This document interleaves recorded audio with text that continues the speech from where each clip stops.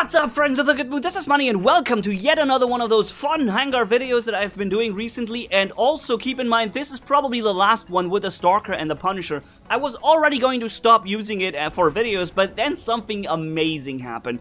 This battle here is absolutely amazing, guys. We're gonna have a complete one-on-one with no one else interfering in a combat between a Stalker with Punishers and a full Ancilot. This is gonna be the best thing ever. And I'm gonna show you the entire battle because I think it's great from the beginning till the end. You can see there's a Trebuchet, Fury, or Butch, and I'm activating the stealth ability just in time to make him miss his entire shot right there. And he's probably really mad now that he has his like 20-second reload on those Trebuchets, and he hasn't done anything with them because I was activating the stealth ability right in the split second he was hitting the button and he couldn't stop himself from hitting it anymore.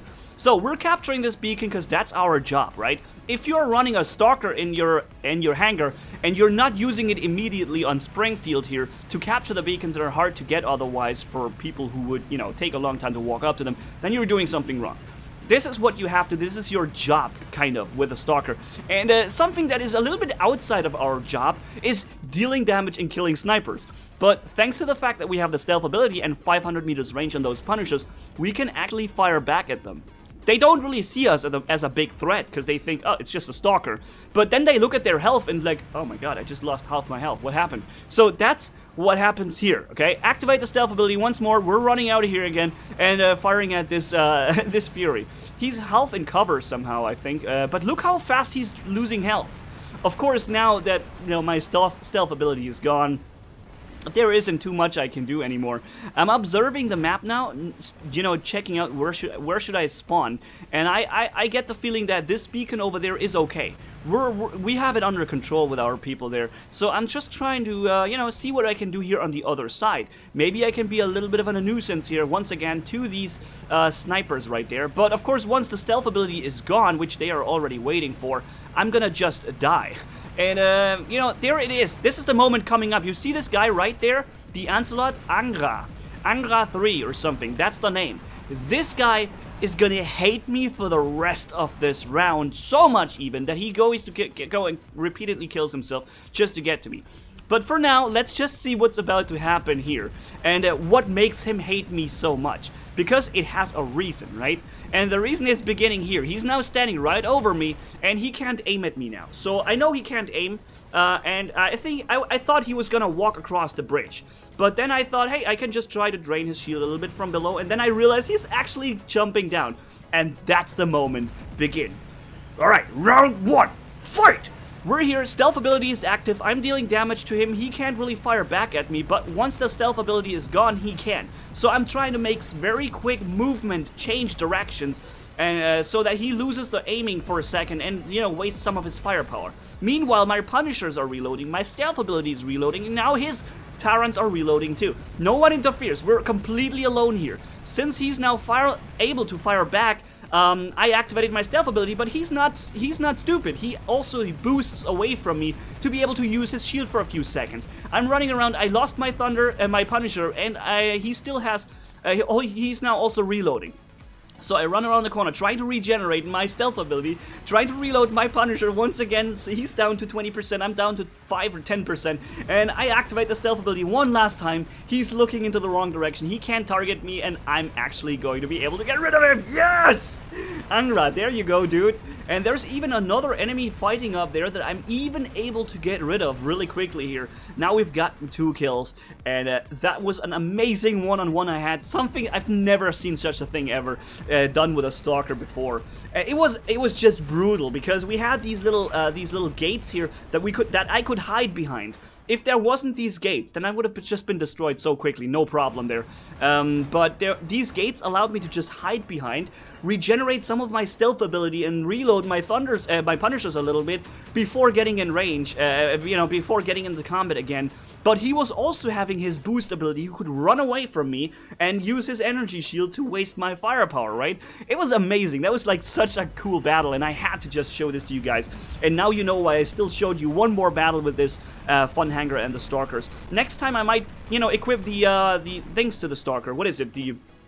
the aphids again. Here we have Hangar coming up again with another Ancilot, but, you know, I'm just gonna walk away from him, because he's got 300 meters range with the Orkans, and I had 350 with my Punishers, and with the Magnums, and I already got through his frontal armor plating, and he's, like, super mad now. You could see clearly how much he wanted to focus me, to kill me so bad.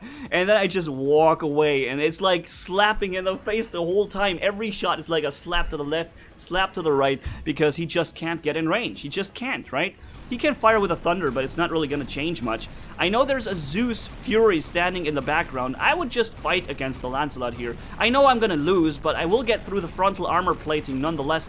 But I was trying to hide from the Fury. Thankfully, this Ancilot really was a smart one. He pushed me into the Fury so that I get a full blast of triple Zeus in the face. And yeah, so that was thanks Ancilot for pushing me in that enemy. That's wonderful. That's how you do team play. Well, I guess, you know, I didn't really have much of a chance to begin with from this point. But I got rid of Angra once again, so I guess it was kind of a decent thing to do. I'm still considering where to spawn, and now I decided to take this route here. Get rid of that Fury real quick with 1 or 2 rockets. This guy jumped up in the same second, which is terrible. I wish I could have, you know, been ready for it. And oh, look, there's Angra over there. Let's fire at Angra here and do everything we can with as much firepower as we can possibly put into him.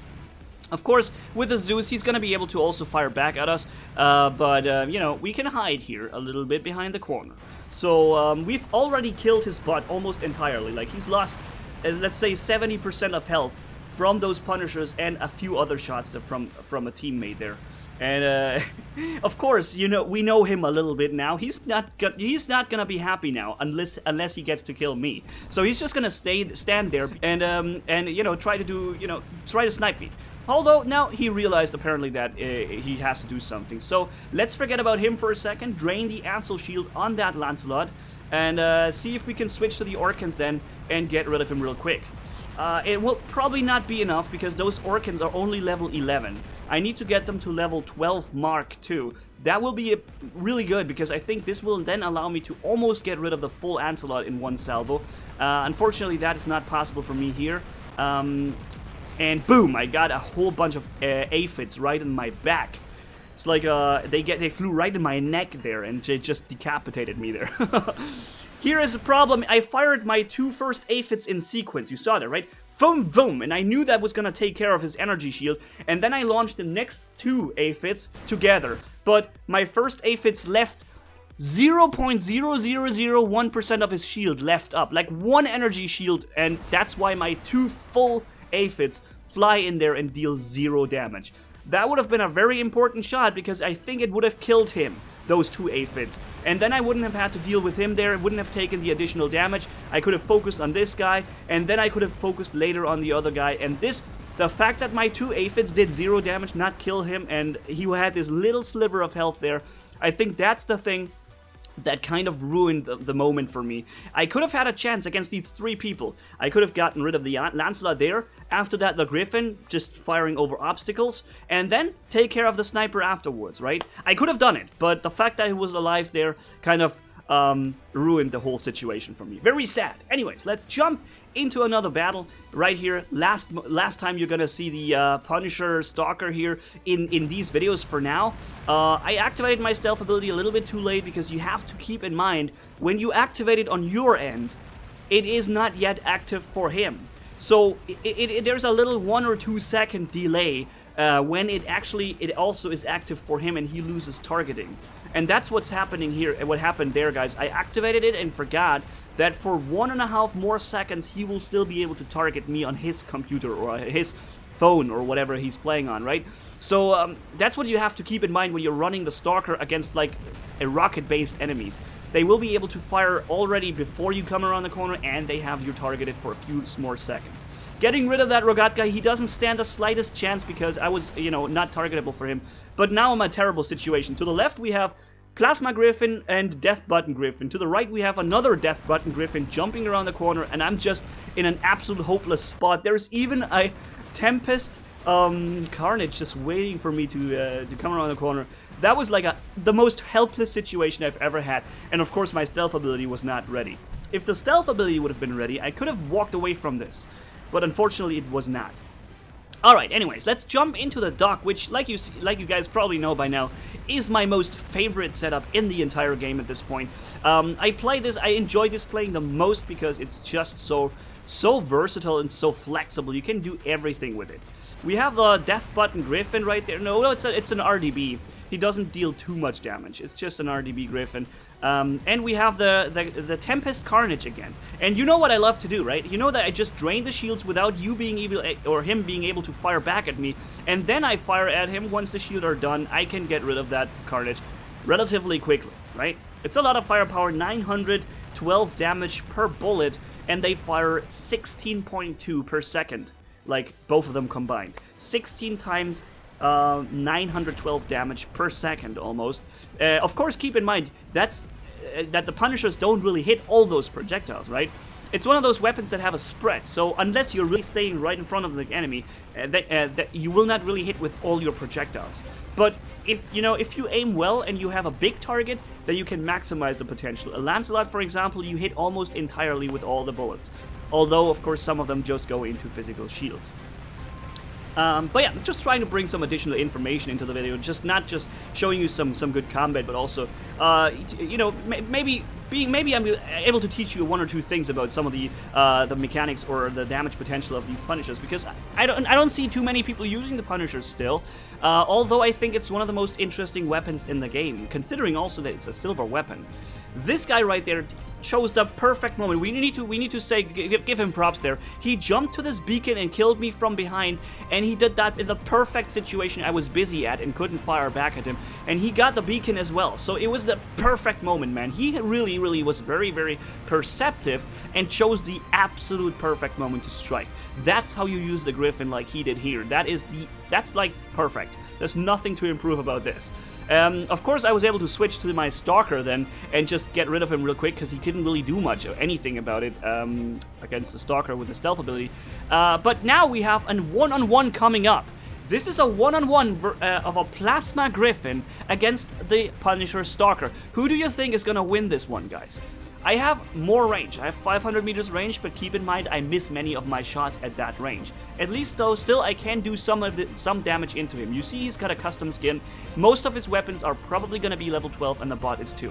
We have a level 12, level versus 12 encounter here. Maybe not Mark II, but the encounter is very good there. And he's got someone trying to help him, but he can't because the Stalker stealth ability. And now he's ready to fire, but he already lost a Tyrant and he's destroyed. See how quickly that is? With the stealth ability, he was pretty much unable to target me for the entire time. And it's just so much fun to play the Stalker because you can be so dangerous in certain situations. It can be so dangerous to take you on, right? And of course, in many other situations, that Stalker, that Griffin would have probably killed me because either my stealth ability is not ready or whatever, right? In this very situation, we had a perfect one-on-one, and I think, and that's something surprising maybe, that the Stalker is actually one of the strongest one-on-one bots in the game. It sounds stupid because he has so little health, it's so fragile, only 2 light weapons, but the fact that he has the stealth ability and is so mobile makes him one of the absolute strongest one-on-one contenders in this game. It's absolutely amazing. Of course, you know, you need cover to operate him. If you have no cover, then the stealth ability is gone and you just die. Easy, as simple as it is, as easy as it sounds. But you know, when you have cover and you can retreat back into cover and use the stealth ability a second time, then it's gonna be a one-on-one monster. And that's where I'm trying to be able to showcase here a little bit, and I guess I was able to successfully do that here with the 2-3 videos I've shown regarding the Stalker with Punishers. So let's jump into the Plasma, the Plasma Magnum pattern here once again. It's a bot where I just don't really have particularly good experience with, because it's so hard to get this thing into the right position. Now see, this Zeus is targeting me. I only have 350 meters range. I'm very slow. I can't really, you know, bait him very effectively. I can't jump on him. I am just so slow. And that's the problem. I can bait some of those Zeus shots, but it's not gonna, you know, he fired. Thankfully, this Zeus Fury just fired all his shots somewhere, but, you know, I have to attack at some point. I can't just sit here forever, so let's try to use the opportunity when he's busy for a second to do some damage. He's a busy Miss Lizzie. Let's see if we can get rid of him. No, we can't. He's just, and that's the thing, the Zeus is just absolutely brutal on the Fury. When he has a ridge line or some kind of hill that you can just hold his weapons above, then it's gonna be so impossible to get him, because you can't target him or hit him, but he can hit you, and he will deal so much damage to you, like we see here. See? He would kill me now. I don't really have much of a chance. I would have to walk around the corner. The next shot, though, is probably gonna eliminate me entirely.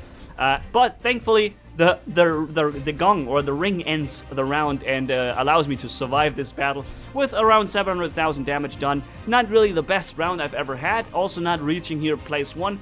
But I think it was an entertaining round nonetheless, and if you were entertained and liked it, then leave a like and comment down below, and if you haven't already, hit subscribe as brutal as a man can hit for more. Thanks for bearing with me, you guys. See you guys in the next video, and keep in mind, I'm trying to rotate this fun hangar. Next time I'm trying to find some other fun setups to use for the next week, okay? So see you guys around, have a good one, bye-bye.